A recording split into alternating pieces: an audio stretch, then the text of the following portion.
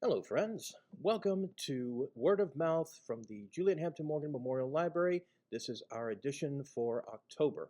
Word of Mouth is an adult story time presented by the Juliette Hampton Morgan Memorial Library. New stories are published or presented every month on the second Sunday of the month at 2:30 p.m. As a reminder, these stories contain adult content and language. It is recommended for all viewers to review these stories before allowing younger audiences to listen. I'm Will Byrne. I'm a reference librarian. Today, I thought we would continue our examination of vampires for October, as I read Dracula last month, with one of the stories that inspired Dracula, Joseph Sheridan Le Fanu's Carmilla. Carmilla was one of the first short stories to deal with the presentation of vampirism as something of a sensual content. And so I present to you an Irishman's version of a vampire, Carmilla. Prologue. Upon a paper attached to the narrative which follows, Dr. Hesselius has written a rather elaborate note, which he accompanies with a reference to his essay on the strange subject which the manuscript illuminates. This mysterious subject he treats in that essay with his usual learning and acumen, and with remarkable directness and condensation. It will form but one volume of the series of that extraordinary man's collected papers. As I publish the case in this volume, simply to interest the laity, I shall forestall the intelligent lady who relates it in nothing. And after due consideration, I have determined, therefore, to abstain from presenting any precis of the learned doctor's reasoning, or extract from his statement on a subject which he describes as involving, not improbably, some of the profoundest arcana of our dual existence, and its intermediates. I was anxious upon discovering this paper, to reopen the correspondence commenced by Dr. Hesselius so many years before, with a person so clever and careful as his informant seems to have been. Much to my regret, however, I found that she had died in the interval. She probably could have added little to the narrative which she communicates in the following pages, with, so far as I can pronounce, such a conscientious particularity. Chapter 1. An Early Fright. In Styria, we, though by no means magnificent people, inhabit a castle, or schloss. A small income in that part of the world goes a great way. 800 or 900 a year does wonders. Scantily enough ours would have been answered among wealthy people at home. My father is English, and I bear an English name, although I never saw England. But here in this lonely and primitive place, where everything is so marvelously cheap, I really don't see how ever so much more money would at all materially add to our comforts, or even luxuries.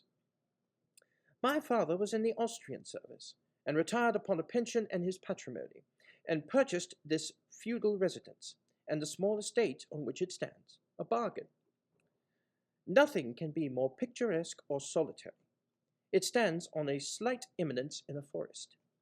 The road, very old and narrow, passes in front of its drawbridge, never raised in my time, and its moat stocked with perch and sailed over by many swans, and floating on its surface white fleets of water lilies. Over all of this, the schloss shows its many-windowed front, its towers, and its Gothic cathedral. The forest opens in an irregular and very picturesque glade before its gate, and at the right a steep Gothic bridge carries the road over a stream that winds in deep shadow through the wood. I have said that this is a very lonely place. Judge whether I say truth. Looking from the hall door towards the road, the forest in which our castle stands extends 15 miles to the right and 12 to the left. The nearest inhabited village is about 7 of your English miles to the left. The nearest inhabited schloss of any historic associations is that of old General Spielsdorf, nearly 20 miles away to the right. I have said the nearest inhabited village because there is only 3 miles westward, that is to say, in the direction of General Spielsdorf's schloss, a ruined village with its quaint little church, now roofless, in the aisle of which are mouldering tombs of the proud family of Karnstein, now extinct, who once owned the equally desolate chateau which, in the thick of the forest, overlooks the silent ruins of the town.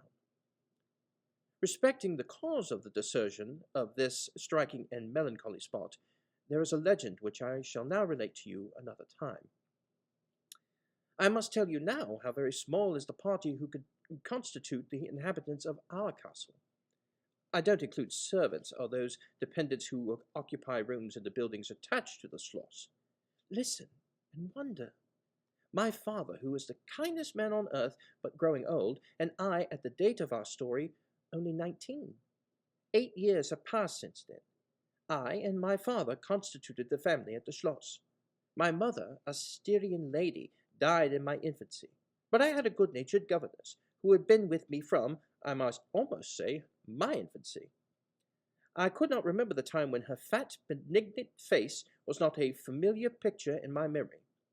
This was Madame Perrodon, a native of Berne, whose care and good nature in part supplied to me the loss of my mother, whom I do not even remember, so early I lost her.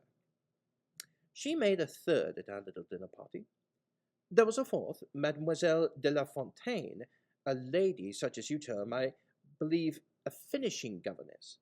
She spoke French and German, Madame Perrodon French and broken English, to which my father and I added English, which partly to prevent its becoming a lost language among us, and partly from patriotic motives, we spoke every day. The consequence was a babel, at which strangers used to laugh, and at which I shall make no attempt to reproduce in this narrative. And there were 2 or 3 young lady friends besides, pretty nearly of my own age, who were occasional visitors, for longer or shorter terms, and these visits I sometimes returned. There were our regular social resources, but of course there were chance visits from neighbors of only 5 or 6 leagues distance. My life was, notwithstanding, a rather solitary one, I can assure you. My governess had just so much control over me as you might My governance had just so much control over me as you might conjecture such sage persons would have in this case of a rather spoiled girl, whose only parent allowed her pretty nearly her own way in everything. The first occurrence in my existence, which produced a terrible impression upon my mind, which, in fact, has never been effaced, was one of the very earliest incidents of my life which I can recollect. Some people will think it so trifling that it should not be recorded here. You will see, however, by and by, why I mention it. The nursery, as it was called, though I had it all to myself, was a large room in the upper story of the castle, with a steep oak roof. I can't have been more than 6 years old, when one night I awoke, and looking round the room from my bed, failed to see the nursery maid. Neither was my nurse there, and I thought to myself alone. I was not frightened, for I was one of those happy children who are studiously kept in ignorance of ghost stories, of fairy tales, and of all such lore as makes us cover up our heads when the door creaks suddenly, or the flicker of an expiring candle makes the shadow of a bedpost dance upon the wall nearer to our faces. I was vexed and insulted at finding myself, as I conceived, neglected, and I began to whimper, preparatory to a hearty bout of roaring, when to my surprise I saw a solemn but very pretty face looking at me from the side of the bed. It was that of a young lady who was kneeling with her hands under the coverlet. I looked at her with a kind of pleased wonder, and ceased whimpering. She caressed me with her hands, and lay down beside me on the bed, and drew me towards her, smiling. I felt immediately delightfully soothed, and fell asleep again. I was awakened by a sensation as if 2 needles ran into my breast very deep at the same moment, and I cried loudly. The lady started back, with her eyes fixed on me, and then slipped down upon the floor, and, as I thought, hid herself under the bed. I was now for the first time frightened, and I yelled with all my might and main. Nurse, nursery maid, housekeeper, all came running in, and hearing my story, they made light of it, soothing me all they could meanwhile. But, child as I was, I could perceive that their faces were pale with an unwonted look of anxiety, and I saw them look under the bed, and about the room, and peep under tables, and pluck open cupboards, and the housekeeper whispered to the nurse, "Lay your hand along that hollow in the bed. Someone did lie there, so sure as you did not. The place is still warm. I remember the nursery maid petting me, and all three examining my chest, where I told them I felt the puncture, and pronouncing that there was no sign visible that any such thing had happened to me. The housekeeper and the other two servants who were in charge of the nursery remained sitting up all night, and from that time a servant always sat up into the nursery until I was about 14. I was very nervous for a long time after this. A doctor was called in. He was pallid and elderly.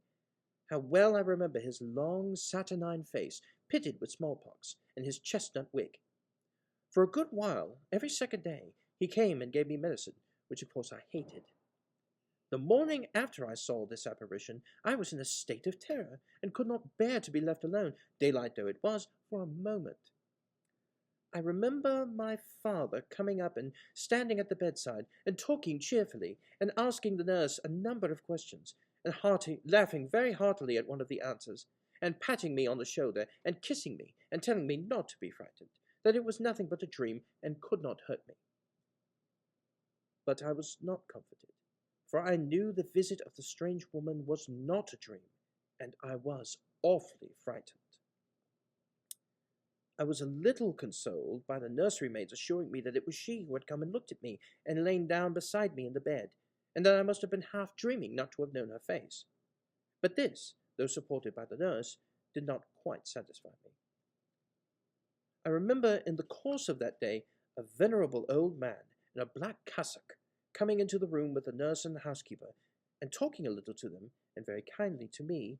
His face was very sweet and gentle, and he told me they were going to pray, and joined my hands together, and desired me to say, softly, while they were praying, "Lord, hear all prayers, good prayers for us, for Jesus' sake." I think these were the very words, for I often repeated them to myself, and my nurse used to use them for years to make me say them in my prayers. I remember so well the thoughtful, sweet face of that white-haired old man in his black cassock, as he stood in that rude, lofty, brown room, with the clumsy furniture of a fashion 300 years old about him, and the scanty light entering its shadowy atmosphere through the small lattice. He kneeled, and the three women with him, and he prayed aloud with an earnest, quavering voice for what appeared to me a long time. I forget all my life preceding that event, and for some time after it is all obscured too, but the scenes I have just described stand out vivid as the isolated pictures of the phantasmagoria surrounded by darkness. Chapter 2. A Guest. I am now going to tell you something so strange that it will require all your faith in my veracity to believe my story. It is not only true, nevertheless, but truth of which I have been an eyewitness. It was a sweet summer evening, and my father asked me, as he sometimes did, to take a little ramble with him along that beautiful forest vista which I have mentioned as lying in front of the Schloss. "General Spielsdorf cannot come to us so soon as I had hoped," said my father, as we pursued our walk. He was to pay us a visit of some weeks, and we had expected his arrival next day. He was to have brought with him a young lady, his niece and ward, Mademoiselle Rheinfeldt, who I had never seen, but whom I had heard described as a very charming girl, and in whose society I had promised myself many happy days. I was more disappointed than a young lady living in town, or a bustling neighborhood can possibly imagine. This visit, and the new acquaintance it promised, had furnished my daydream for many weeks. "And how soon does he come?" I asked. "Not till autumn. Not for 2 months, I dare say," he answered. "And I am very glad now, dear, that you never knew Mademoiselle Rheinfeldt." "And why?" I asked, both mortified and curious. "Because the poor lady is dead," he replied. "I quite forgot I had not told you, but you were not in the room when I received the gentleman's letter this evening." I was very much shocked. General Spielsdorf had mentioned in his first letter, 6 or 7 weeks before, that she was not so well as he would wish her, but there was nothing to suggest the remotest suspicion of danger. "Here is the General's letter," he said, handing it to me. "I am afraid he is in great affliction. The letter appears to me to have been written very nearly in distraction." We sat down upon a rude bench, under a group of magnificent lime trees. The sun was setting, with all its melancholy splendor behind the sylvan horizon, and the stream that flows beside our home and passes under the steep old bridge I have mentioned, wound through many a group of noble trees almost at our feet, reflecting in its current the fading crimson of the sky. General Spielsdorf's letter was extraordinary, so vehement, and yet in some places so self-contradictory, that I have read it twice over, the second time aloud to my father, and was still unable to account for it, except by supposing that grief had unsettled its mind. It said, "I have lost my darling daughter, for as such I loved her. During the last days of dear Bertha's illness, I was not able to write to you. Before then, I had no idea of her danger. I have lost her, and learned all too late. She died in the peace of innocence and in the glorious hope of a blessed futurity. The fiend who betrayed our infatuated hospitality has done it all.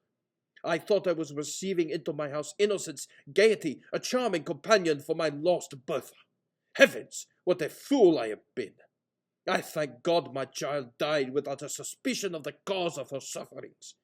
She is gone without so much as conjecturing the nature of her illness, and the accursed passion of the agent of all this misery. I devote my remaining days to tracking and extinguishing a monster. I am told I may hope to accomplish my righteous and merciful purpose. At present there is scarcely a gleam of light to guide me. I curse my conceited incredulity, my despicable affectation of superiority, my blindness, my obstinacy, all too late. I cannot write or talk collectedly now. I am distracted. So soon as I shall have a little recovered, I mean to devote myself for a time to inquiry, which may possibly lead me as far as Vienna. Sometime in the autumn, 2 months hence, or earlier if I live, I will see you, that is, if you permit me. I will then tell you all that I scarce dare put upon paper now. Farewell. Pray for me, dear friend." In these terms ended this strange letter. Though I had never seen Bertha Rheinfeld, my eyes filled with tears at the sudden intelligence. I was startled, as well as profoundly disappointed. The sun had now set, and it was twilight by the time I had returned the General's letter to my father. It was a soft, clear evening. It was a soft, clear evening, and we loitered, speculating upon the possible meanings of the violent and incoherent sentences which I had just been reading. We had nearly a mile to walk before reaching the road that passes the Schloss in front, and by that time the moon was shining brilliantly. At the drawbridge we met Madame Perrodon and Mademoiselle de la Fontaine, who had come out, without their bonnets, to enjoy the exquisite moonlight. We heard their voices gabbling in animated dialogue as we approached. We joined them at the drawbridge, and turned about to admire with them the beautiful scene. The glade through which we had just walked lay before us. At our left, the narrow road wound away under clumps of lordly trees, and was lost to sight amid the thickening forest. At the right, the same road crosses the steep and picturesque bridge, near which stands a ruined tower, which once guarded that pass. And beyond the bridge an abrupt eminence rises, covered with trees, and showing in the shadows some grey, ivy-clustered rocks.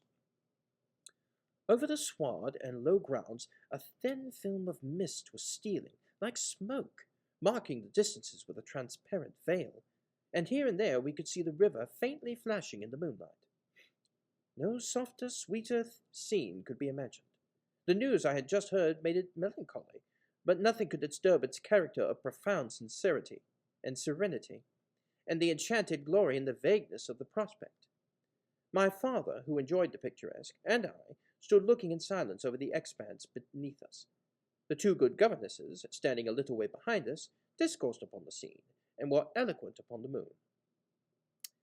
Madame Perrodon was fat, middle-aged, and romantic, and talked and sighed poetically.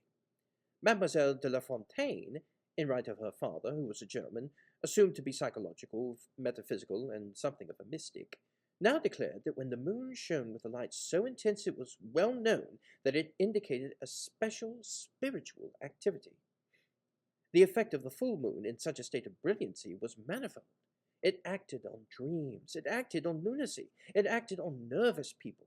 It had marvelous physical influences connected with life.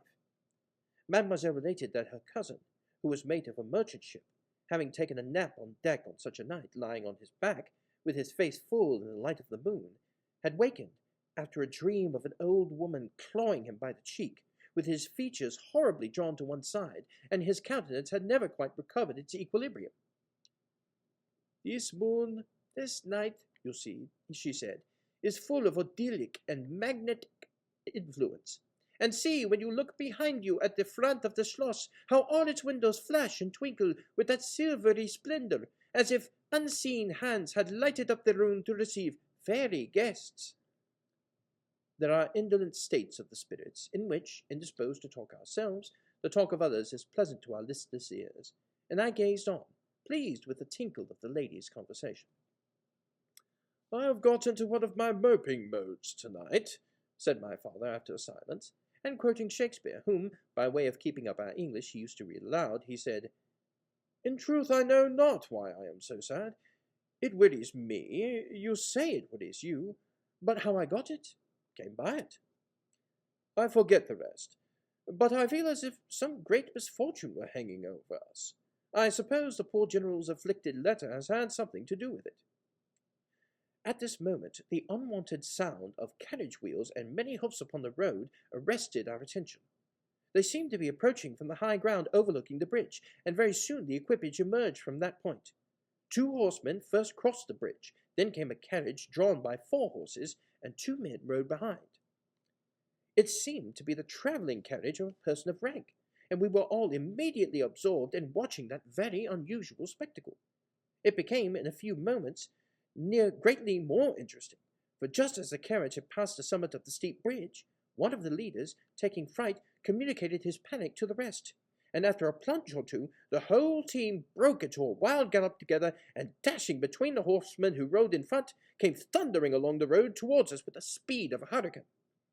The excitement of the scene was made more painful by the clear, long-drawn screams of a female voice from the carriage window. We all advanced in curiosity and horror, my father in silence, the rest with various ejaculations of terror. Our suspense did not last long. Just before you reach the castle drawbridge, on the route they were coming, there stands by the roadside a magnificent lime tree. On the other side stands an ancient stone cross, at sight of which the horses, now going at a pace that was perfectly frightful, swerved so as to bring the wheel over the projecting roots of the tree. I knew what was coming. I covered my eyes, unable to see it out, and turned my head away, and at the same moment I heard a cry from my lady friends, who had gone on a little. Curiosity opened my eyes, and I saw a scene of utter confusion. 2 of the horses were on the ground. The carriage lay upon its side, with 2 wheels in the air. The men were busy removing the traces, and a lady with a commanding air and figure had got out, and stood with clasped hands, raising the handkerchief that was in them every now and then to her eyes. Through the carriage door was now littered a young lady, who appeared to be lifeless. My dear old father was already beside the elder lady, with his hat in his hand, evidently tendering his aid and the resources of his schloss. The lady did not appear to hear him, or have any eyes for anything but the slender girl who was being placed to get the slope of the bank. I approached. The young lady was apparently stunned, but she was certainly not dead. My father, who piqued himself on being something of a physician, had just had his fingers to her wrist, and assured the lady, who declared herself her mother, that her pulse, though faint and irregular, was undoubtedly still distinguishable. The lady clasped her hands and looked upward, as if in a momentary transport of gratitude, but immediately she broke out again in that theatrical way which is, I believe, natural to some people. She was what is called a fine-looking woman for her time of life, and must have been handsome. She was tall, but not thin, and dressed in black velvet, and looked rather pale, but with a proud and commanding countenance, though now agitated strangely. "Was ever being so born to calamity?" I heard her say, with clasped hands as I came up. "Here am I, on a journey of life and death, in prosecuting which to lose an hour is possibly to lose all. My child would not have recovered sufficiently to resume her route for who can say how long? I must leave her. I dare not delay. How far on, sir, can you tell, is the nearest village? I must leave her there, and shall not see my darling, or ever hear of her again till my return, 3 months hence. I plucked my father by the coat, and whispered earnestly in his ear, "Oh, papa, do pray ask her to let her stay with us. It would be so delightful. Do, pray." "If madame will entrust her child to the care of my daughter, and have a good governante, Madame Perodon, and permit her to remain as our guest, under my charge, until her return, it will confer distinction and an obligation upon us, and shall treat her with all the care and devotion which so sacred a trust deserves." "I cannot do that, sir. It would be to task your kindness and chivalry too cruelly," said the lady, distractedly. "It would, on the contrary, be to confer on us a very great happiness at the point when we most need it. My daughter has just been disappointed by a cruel misfortune, in a visit from which she has long anticipated a great deal of happiness. If you confide this young lady to our care, it will be her best consolation. The nearest village on your road is distant, and affords no such inn as you could think of placing your daughter at. You cannot allow her to continue her journey for any considerable distance without danger. If, as you say, you cannot suspend your journey, you must part with her tonight, and nowhere could you do so with more honest assurances of care and tenderness than here." There was something in this lady's air and appearance so distinguished, and even imposing, and in her manner so engaging, as to impress one, quite apart from the dignity of her equipage, with a conviction that she was a person of consequence. By this time the carriage was replaced in its upright position, and the horses, quite tractable, in the traces again. The lady threw on her daughter a glance which I fancied was not quite so affectionate as one might have anticipated from the beginning of the scene. Then she beckoned slightly to my father, and withdrew 2 or 3 steps with him out of hearing, and talked to him with a fixed and stern countenance. Not at all like that with which she had hitherto spoken. I was filled with wonder that my father did not seem to perceive the change, and also unspeakably curious to learn what it could be that she was speaking almost in his ear, with so much earnestness and rapidity. 2 or 3 minutes at most, I think, she remained thus employed. Then she turned, and a few steps brought her to where her daughter lay, supported by Madame Perodon. She kneeled beside her for a moment and whispered, as Madame supposed, a little benediction in her ear. Then, hastily kissing her, she stepped into her carriage. The door was closed. The footmen in stately liveries jumped up behind. The outriders spurred on. The postilions cracked their whips. The horses plunged and broke suddenly into a furious canter that threatened soon again to become a gallop, and the carriage whirled away, followed at the same rapid pace by the 2 horsemen in the rear. Chapter 3. We compare notes. We followed the cortege with our eyes until it was swiftly lost to sight in the misty wood, and the very sight of the hoofs and wheels died away in the silent night air. Nothing remained to assure us that the adventure had not been an illusion of a moment but the young lady, who just at that moment opened her eyes. I could not see, for her face was turned from me, but she raised her head, evidently looking about her, and I heard a very sweet voice ask complainingly, "Where is mamma?" Our good Madame Perodon answered tenderly, and added some comfortable reassurances. I then heard her ask, "Where am I? Where is this place?" And after that she said, "I don't see the carriage. And Matska, where is she?" Madame answered all her questions in so far as she understood them, and gradually the young lady remembered how the misadventure came about, and was glad to hear that no one in, or in attendance on, the carriage was hurt. And on learning that her mamma had left her here till her return in about 3 months, she wept. I was going to add my consolations to those of Madame Perodon, when Mademoiselle de la Fontaine placed her hand upon my arm, saying, "Don't converse. One at a time is as much as she can at present converse with. A very little excitement would possibly overpower her now. As soon as she is comfortably in bed, I thought, I will run up to her room and see her." My father, in the meantime, had sent a servant on horseback for the physician, who lived about 2 leagues away, and a bedroom was being prepared for the young lady's reception. The stranger now rose, and leaning on Madame's arm, walked slowly over the drawbridge and into the castle gate.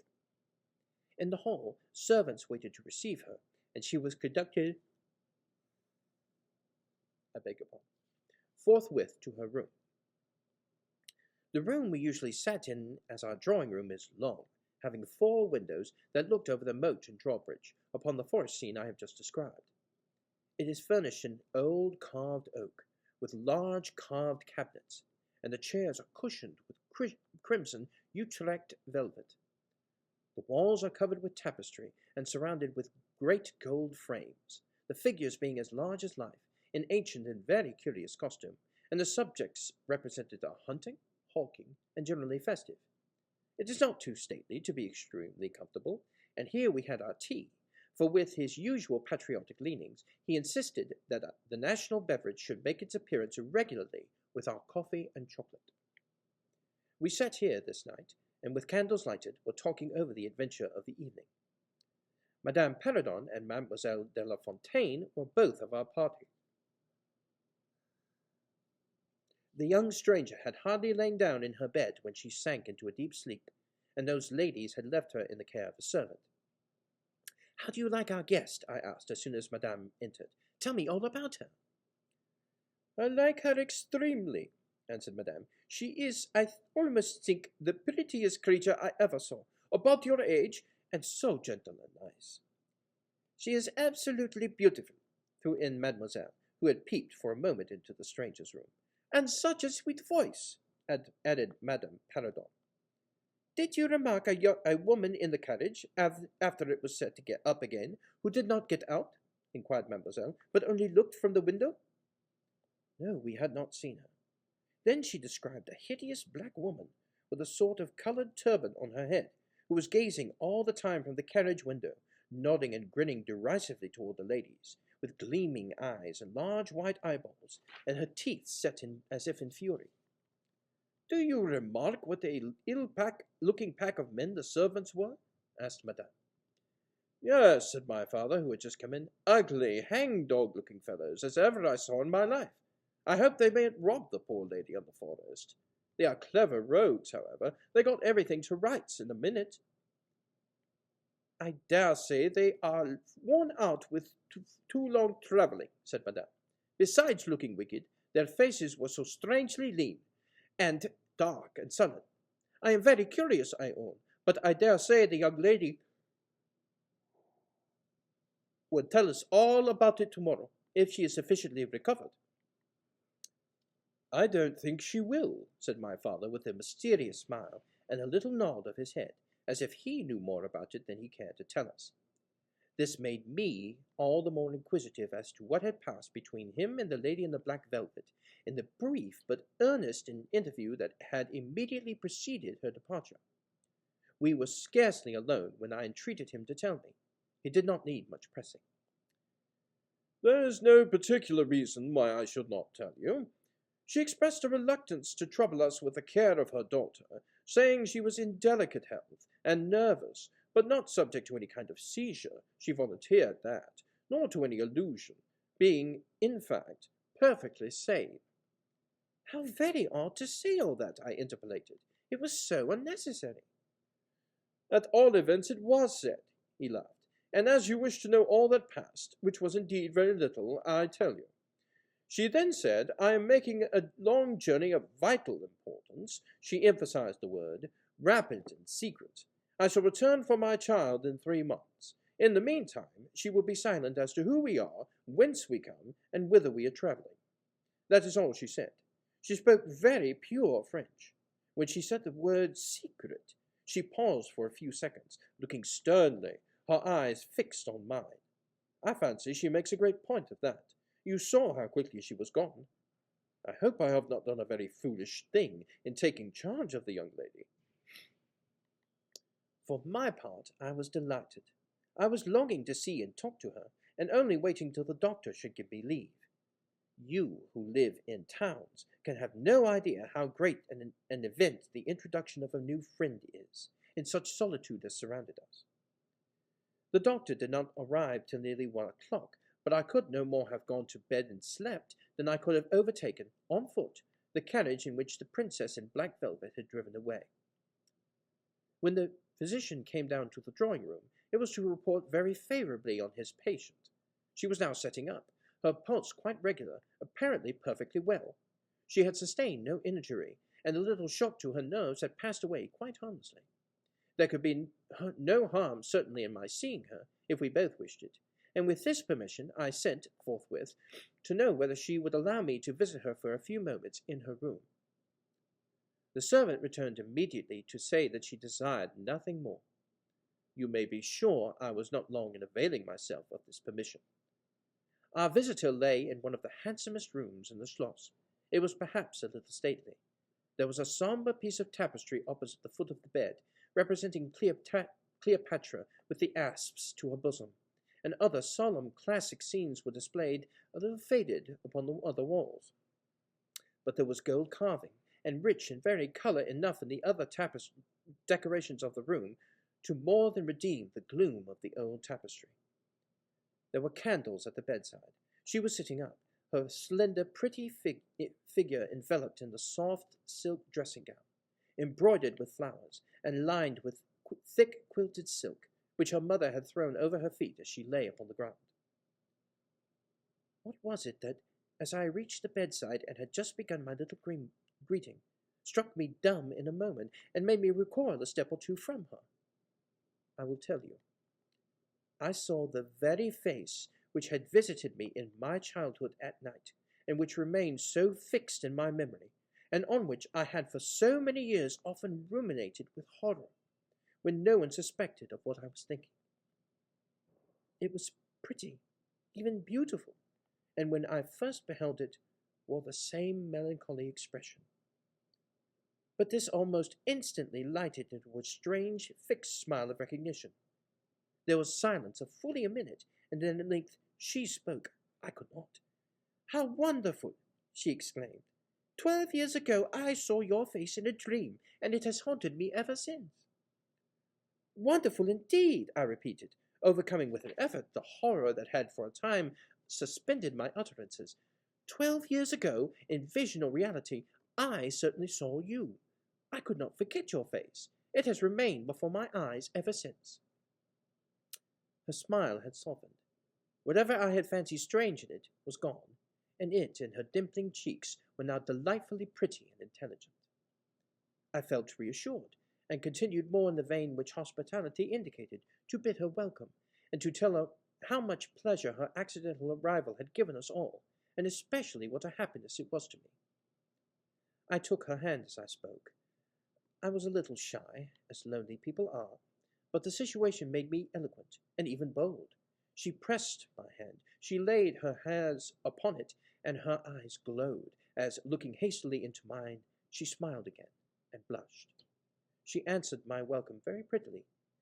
I sat down beside her, still wondering, and she said, "I must tell you my vision about you. It is so very strange that you and I should have had, each of the other, so vivid a dream, that each should have seen, I you, and you me, looking as we do now, when of course we were both mere children.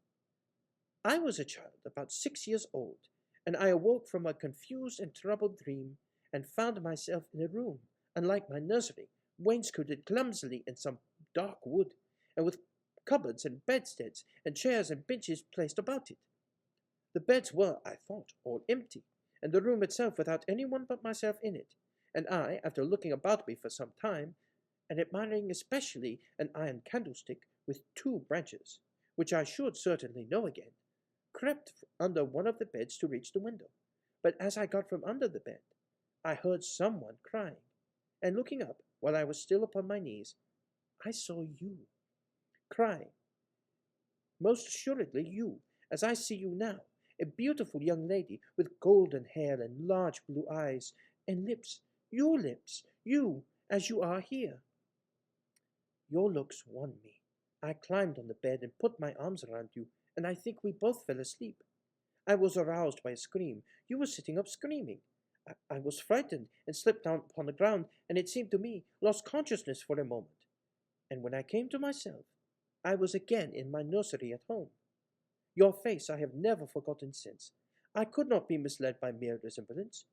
You are the lady whom I then saw. It was in my turn to relate my corresponding vision, which I did, to the undisguised wonder of my new acquaintance. I don't know which should be most afraid of the other, she said, again smiling. If you were less pretty, I think I should be very much afraid of you. But being as you are, and you and I both so young, I feel only that I have made your acquaintance 12 years ago, and have already a right to your intimacy. At all events, it does seem as if we were destined from our earliest childhood to be friends. I wonder whether you feel as strangely drawn towards me as I do to you. I have never had a friend. Shall I find one now? She sighed, and her fine dark eyes gazed passionately upon me. Now the truth is, I felt rather unaccountably towards the beautiful stranger. I did feel, as she said, drawn towards her, but there was also something of repulsion. In this ambiguous feeling, however, the sense of attraction immensely prevailed. She interested and won me. She was so beautiful, and so indescribably engaging. I perceived now something of languor and exhaustion stealing over her, and hastened to bid her good night. The doctor thinks, I added, that you ought to have a maid to sit up with you tonight. One of ours is waiting, and you will find her a very useful and quiet creature. How kind of you! But I could not sleep. I never could with an attendant in the room. I shan't require any assistance, and shall I confess my weakness? I am haunted with a terror of robbers. Our house was robbed once, and 2 servants murdered, so I always lock my door. It has become a habit, and you look so kind, I know you will forgive me. I see there is a key in the lock. She held me close in her pretty arms for a moment, and whispered in my ear, Good night, darling. It is so very hard to part with you, but good night. Tomorrow, but not early. I shall see you again. She sank back upon the pillow with a sigh, and her fine eyes followed me with a fond and melancholy gaze, and she murmured again, Good night, dear friend. Young people like, and even love, on impulse. I was flattered by the evident, though as yet undeserved, fondness she showed me. I liked the confidence with which she at once received me. She was determined that we should be very dear friends. Next day came, and we met again. I was delighted with my companion, that is to say, in many respects. Her looks lost nothing in daylight. She was certainly the most beautiful creature I had ever seen, and the unpleasant remembrance of the face presented in my early dream had lost the effect of the first unexpected recognition. She confessed that she had experienced a similar shock upon seeing me, and precisely the same faint antipathy that had mingled with my admiration of her. We now laughed together over our momentary horrors.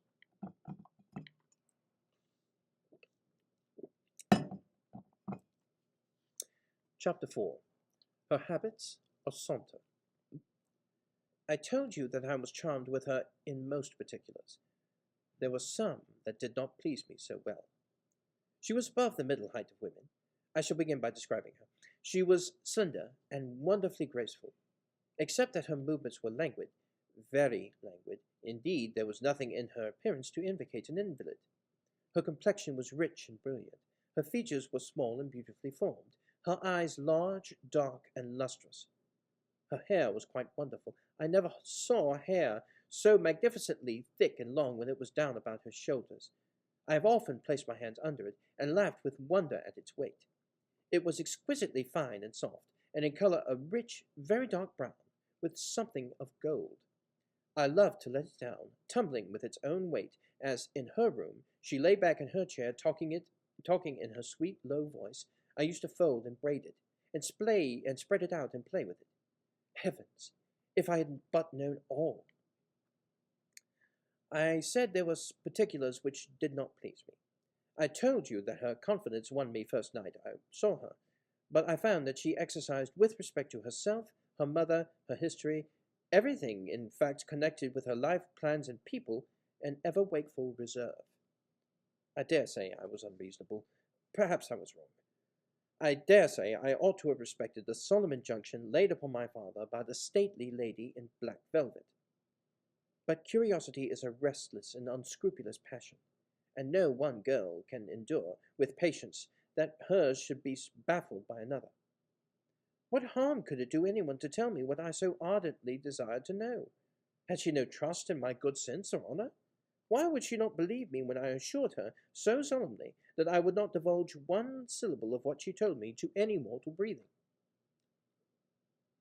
There was a coldness, it seemed to me, beyond her years, in her smiling, melancholy, persistent refusal to afford me the least ray of light. I cannot say we quarrelled upon this point, for she would not quarrel upon any. It was, of course, very unfair of me to press her, very ill-bred, but I really could not help it, and I might just as well have let it alone. What she did tell me amounted, in my unconscionable estimation, to nothing. It was all summed up in 3 very vague disclosures. First, her name was Carmilla. Second, her family was very ancient and noble. Third, her home lay in the direction of the west. She would not tell me the name of her family, nor their armorial bearings, nor the name of their estate, nor even that of the country they lived in. You are not to suppose that I worried her incessantly on these subjects. I watched opportunity, and rather insinuated than urged my inquiries. Once or twice, indeed, I did attack her more directly. But no matter what my tactics, utter failure was invariably the result. Reproaches and caresses were all lost upon her. But I must add this, that her evasion was conducted with so pretty a melancholy and deprecation, with so many passionate declarations of her liking for me, and trust in my honour, and with so many promises that I should at last know all, that I could not find it in my heart long to be offended with her. She used to lay her pretty arms around my neck, draw me to her, and laying her cheek to mine, murmur with her lips near my ear, "Dearest, your little heart is wounded. Think me not cruel because I obey the irresistible law of my strength and weakness. If your dear heart is wounded, my wild heart bleeds with yours. In the rapture of my enormous humiliation, I live in your warm life, and you shall die sweetly, die into mine. I cannot help it. As I draw near to you, you in your turn would draw near to others, and learn the rapture of that cruelty, which is yet love. So for a while, seek to know more of me and mine, but trust me with all your loving spirit." And when she had spoken such a rhapsody, she would press me more closely in her trembling embrace, and her lips in soft kisses gently glow upon my cheek. Her agitations and her language were unintelligible to me. From these foolish embraces, which were not of very frequent occurrences, I must allow, I used to wish to extricate myself, but my energies seemed to fail me. Her murmured words sounded like a lullaby in my ear, and soothed my resistance into a trance, from which I only seemed to recover myself when she withdrew her arms. In these mysterious moods, I did not like her. I experienced a strange, tumultuous excitement that was pleasurable, ever and anon, mingled with a vague sense of fear and disgust. I had no distinct thoughts about her while such scenes lasted, but I was conscious of a love growing into adoration, and also of abhorrence. This, I know, is paradox, but I can make no other attempt to explain the feeling. I now write, after an interval of more than 10 years, with a trembling hand, with a confused and horrible recollection of certain occurrences and situations, in the ordeal through which I was unconsciously passing, though with a vivid and sharp remembrance of the main current of my story. But I suspect in all lives there are certain emotional scenes, those in which our passions have been most wildly and terribly roused, that are of all others the most vaguely and dimly remembered. Sometimes, after an hour of apathy, my strange and beautiful companion would take my hand and hold it with a fond pressure, renewed again and again, blushing softly, gazing in my face with languid and burning eyes, and breathing so fast that her dress rose and fell with a tumultuous respiration. It was like the ardor of a lover. It embarrassed me. It was hateful and yet overpowering. And with gloating eyes she drew me to her, and her hot lips travelled along my cheek in kisses, and she would whisper, almost in sobs, "You are mine. You shall be mine, and you and I are one forever." Then she has thrown herself back in her chair, with her small hands over her eyes, leaving me trembling. Are we related? I used to ask. What can you mean by all this? I remind you perhaps of whom you love, but you must not. I hate it. I don't know you. I don't know myself when you look so and talk so. She used to sigh at my vehemence, and then turn away and drop my hand. Respecting these very extraordinary manifestations, I strove in vain to form any satisfactory theory. I could not refer them to affectation or trick.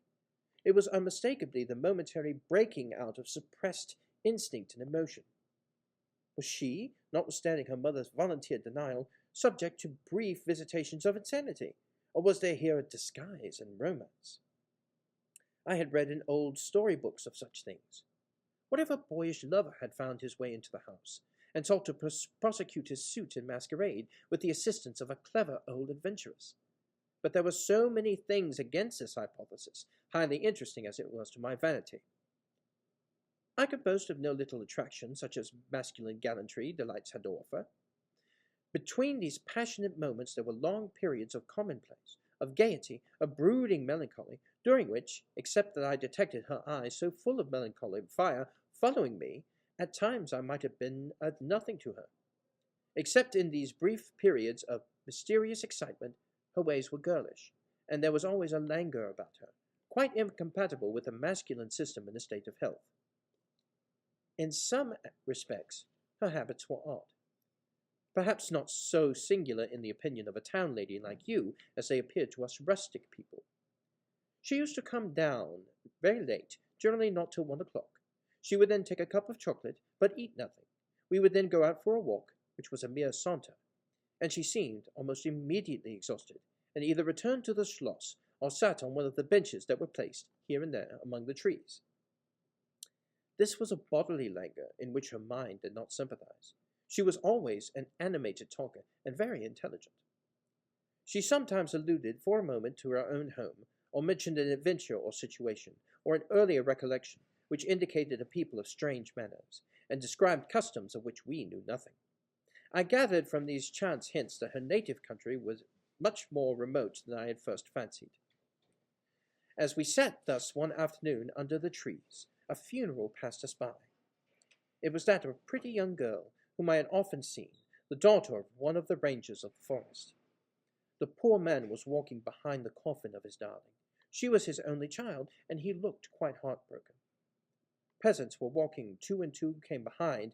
They were singing a funeral hymn. I rose to mark my respect as they passed, and joined in the hymn they were so very sweetly singing. My companion shook me a little roughly, and I turned, surprised. She said brusquely, "Don't you perceive how discordant that is?" "I think it very sweet, on the contrary," I answered, vexed at the interruption, and very uncomfortable, lest the people who composed the little procession should observe and resent what was passing. I resumed, therefore, instantly, and was again interrupted. "You pierce my ears," said Carmilla, almost angrily, and stopping her ears with her tiny fingers. "Besides, how can you tell that your religion and mine are the same? Your forms wound me, and I hate funerals. What a fuss! Why, you must die. Everyone must die, and all are happier when they do. Come home." "My father has gone on with the clergyman to the churchyard. I thought you knew she was to be buried today." "She! I don't trouble my head about peasants. I don't know who she is," answered Carmilla, with a flash from her fine eyes. "She is the poor girl who fancied she saw a ghost a fortnight ago, and has been dying ever since, till yesterday, when she expired." "Tell me nothing about ghosts. I shan't sleep tonight if you do." "I hope there is no plague or fever coming. All this looks very much like it," I continued. "The swineherd's young wife died only a week ago, and she thought something seized her by the throat as she lay in her bed and nearly strangled her. Papa says such horrible fancies do accompany some forms of fever. She was quite well the day before. She sank afterwards, and died in a week." "Well, her funeral is over, I hope, and her hymn sung, and our ears shan't be tortured with that discord and jargon. It has made me nervous. Sit down here beside me. Sit close. Hold my hand. Press it harder." We had moved back a little back and had come to another seat. She sat down. Her face underwent a change that alarmed and even terrified me for a moment. It darkened and became horribly livid. Her teeth and hands were clenched, and she frowned and compressed her lips, while she stared down upon the ground at her feet, and trembled all over with a continued shudder as irrepressible as ague. All her energy seemed strained to suppress a fit, with which she was then breathlessly tugging, and at length a low, convulsive cry of suffering broke from her, and gradually the hysteria subsided. "There! That comes of strangling people with him," she said at last. Hold me still. It is passing away." And so gradually it did, and perhaps to dissipate the sombre impression which the spectacle had left upon me, she became unusually animated and chatty, and so we got home. This was the first time I had seen her exhibit any definable symptoms of that delicacy of health of which her mother had spoken of. It was the first time also I had seen her exhibit anything like temper. Both passed away like a summer cloud, and never but once afterwards did I witness on her part a momentary sign of anger. I will tell you how it happened. She and I were looking out of one of the long drawing-room windows, when there into the courtyard, over the drawbridge, a figure of a wanderer whom I knew very well. He used to visit the slots generally twice a year. It was the figure of a hunchback, with the sharp, lean features that generally accompany deformity. He wore a pointed black beard, and he was smiling from ear to ear, showing his white fangs. He was dressed in buff, black, and scarlet, and crossed with more straps and belts than I could count, from which hung all manner of things. Behind, he carried a magic lantern, and 2 boxes, which I knew well, in one of which was a salamander, and in the other a mandrake. These monsters used to make my father laugh. They were compounded of parts of monkeys, parrots, squirrels, fish, and hedgehogs, dried and stitched together with great neatness and startling effect. He had a fiddle, a box of conjuring apparatus, a pair of foils and masks attached to his belt, several other mysterious cases dangling about him, and a black staff with copper ferrules in his hand. His companion was a rough, spare dog that followed at his heels, but stopped short suspiciously at the drawbridge, and began in a little while to howl dismally. In the meantime, the mountebank, standing in the midst of the courtyard, raised his grotesque hat and made us a very ceremonious bow, paying his compliments very volubly in execrable French, and German not much better. Then, in disengaging his fiddle, he began to scrape a lively air, to which he sang with a merry discord, dancing with ludicrous airs and activity, that made me laugh, in spite of the dog's howling. Then he advanced to the window with many smiles and salutations, and his hat in his left hand, his fiddle under his arm, and with a fluency that never took breath, he gabbled a long advertisement of all his accomplishments, and the resources of the various arts which he placed at our service, and the curiosities and entertainments which it was in his power, at our bidding, to display. "Will it please your ladyships be pleased to purchase an amulet against the upre, which is going like the wolf, I hear, through these woods," he said, dropping his hat upon the pavement. "They are dying of it left and right, and here is a charm which never fails. Only bend to the pillow, and you may laugh in his face." These charms consisted of oblong strips of vellum, with cabalistic ciphers and diagrams upon them. Carmilla instantly purchased one, and so did I. He was looking up, and we were smiling down upon him, amused. At least I could answer for myself. His piercing black eye, as he looked up in our faces, seemed to detect something that fixed for a moment his curiosity. In an instant he unrolled a leather case, full of all manner of odd little steel instruments. "See here, my lady," he said, displacing it and addressing me. "I profess, among other things less useful, the art of dentistry." "Plague take the dog," he interpolated. "Silence, beasts! He howls so your ladyship can scarcely hear a word. Your noble friend, the young lady at your right, has the sharpest tooth, long, thin, pointed, like an owl, like a needle, ha ha! Well, with my sharp and long sight, as I look up, I have seen it distinctly. Now, if it happens to hurt the young lady, and I think it must, here am I, here are my file, my punch, my nippers. I will make it round and blunt if your ladyship pleases. No longer the tooth of a fish, but of a beautiful young lady as she is. Hey, is the young lady displeased? Have I been too bold? Have I offended her?" The young lady, indeed, looked very angry as she drew back from the window. "How dares that mountebank insult us so? Where is your father? I should demand redress from him. My father would have had the wretch tied up to the pump and flogged with a cart whip and burnt to the bones with a cattle brand." She retired from the window a step or two, and sat down, and had hardly lost sight of the offender, when her wrath subsided as suddenly as it began, and she gradually recovered her usual tone, and seemed to forget the hunchback and his follies. My father was out of spirits that evening. On coming in, he told us that there had been another case very similar to the two fatal ones which had occurred lately. The sister of a young peasant on his estate, only a mile away, was very ill, had been, as she described it, attacked very nearly in the same way, and was now slowly but steadily sinking. "All this," said my father, "is strictly referable to natural causes. These poor people infect one another with their superstitions, and so repeat in imagination the images of terror that have infested their neighbors." "But that very circumstance frightens one horribly," said Carmilla. "How so?" inquired my father. "I am so afraid of fancying I see things. I think it would be as bad as reality." "We are in God's hands. Nothing can happen without his permission, and all will end well for those who love him. He is our faithful Creator. He has made us all, and will take care of us." "Creator! Nature!" said the young lady in answer to my gentle father. "And this disease that invades the country is natural. Nature! All things proceed from nature, don't they? All things in the heaven, in the earth, and under the earth act and live as nature ordains. I think so."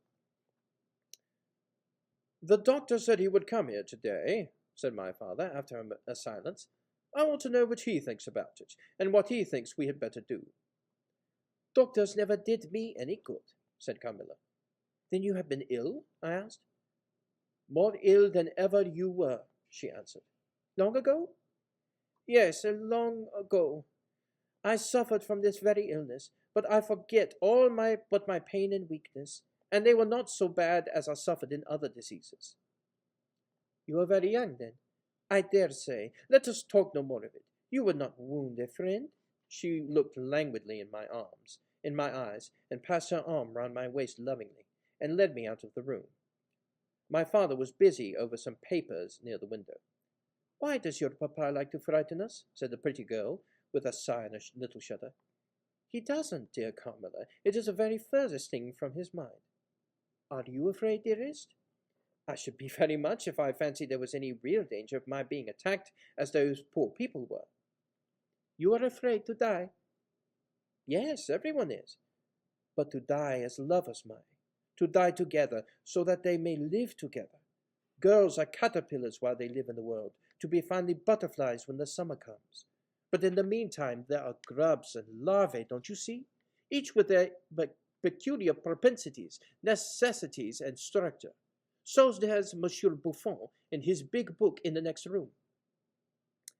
Later in the day, the doctor came, and was closeted with papa for some time. He was a skilful man, of 60 and upwards. He wore powder, and shaved his pale face smooth as a pumpkin. He and papa emerged from the room together, and I heard papa laugh, and say as they came out, "Well, I do wonder at a wise man like you. What do you say to hippogriffs and dragons?" The doctor was smiling, and made answer, shaking his head, "Nevertheless, life and death are mysterious states, and we know little of the resources of either." And so they walked on, and I heard no more. I did not then know what the doctor had been broaching, but I think I can guess it now.